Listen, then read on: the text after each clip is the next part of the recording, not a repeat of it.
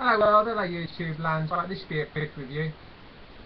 The Strain, stroke the Fall, issue number 1 by Guillermo Del Toro. Fantastic sounding name, isn't it? This art's called Guillermo Del Toro. That's a great name. Right, I knew nothing about this comic, but it's got a little blurb at the front. Maybe that's a like a trademark of Dark Horse. It's a really good idea. I love these little blurbs. Right, this is what the blurb says. 1 week ago they invaded Manhattan. Now they will destroy the world. Fast conspiracy. A conspiracy! It's the banks! A fast conspiracy prevents the truth about the vampire epidemic from coming to light. A small force is humanity's only chance. An alcoholic, a doctor, a pawnbroker, an exterminator and a criminal. Can they prevent the master from covering the planet in darkness? Well, yeah, I think it's quite simple, isn't it? I mean, I don't think this is too complicated. I think this is beyond my understanding, my comprehension. We begin the comic with a look back in the history of this book. The book's called the Oshido Lumen.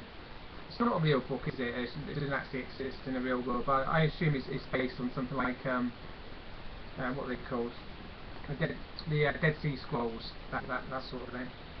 This apparently looks like a book about vampires, history of vampires.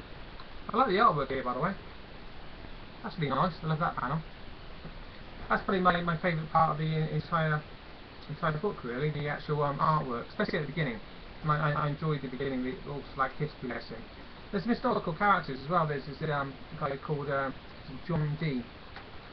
And he's a historical character. And he turns up in history, advising the Queen and stuff, and messing about with herbs and things. So he's a real person. He goes to the French court. So I like the real history added with the vampiric myth. That was interesting. Then we go on to the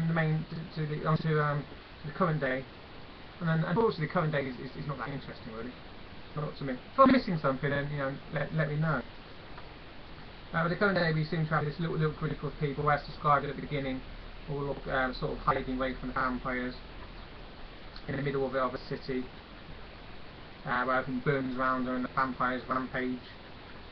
There's some nice scenes here with if you look at the front cover. Oftentimes in comics it's quite annoying that the scene that's on the front cover doesn't actually correlate to what happens in the comic. So it's nice here because it does. In the actual comic, the scene that happens on the front cover happens inside the comic. So you don't feel conned when that happens. So that's nice. I appreciate that. It's basically a little kiddie's mummy, those things, like this vampire type creature, trying to get him with a big long tongue. There she is, a big long tongue. Quite creepy, isn't it? That's nice as well, quite like that. Just zoom to the end here. At the end, it seems like the main really narrative thread is you've got the two sides. You've got the good guys, the alcoholic blokey, the pawnbroker, and the criminal. They're the good guys. They're trying to get this book. Maybe the book will help them beat the vampires. And you've got the bad guys who are trying to get the book to cover it up, so the opposition can't use it against them. And at the end we have the Dark Lord sees everything and forgets nothing. There's a little panel there. That's the Master, I assume.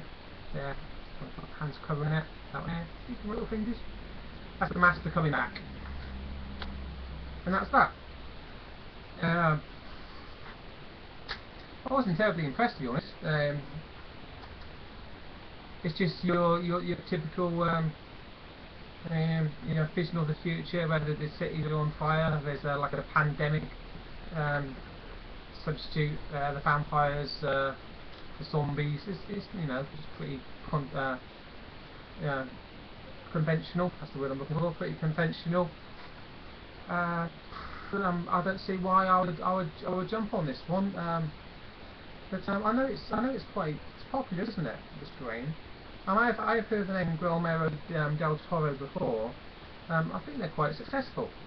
So I'm a bit confused why I didn't really get anything out of this. And it's okay. The art was okay. I enjoyed the art. It was pretty cool. Pretty nice to look at. I just the story didn't involve me. I didn't feel involved. I didn't get anything new. There's nothing here that I haven't seen done before. and it just there was nothing there which was like pulling me in, saying read me, invest your time, invest your money. I didn't get that from this comic, unfortunately.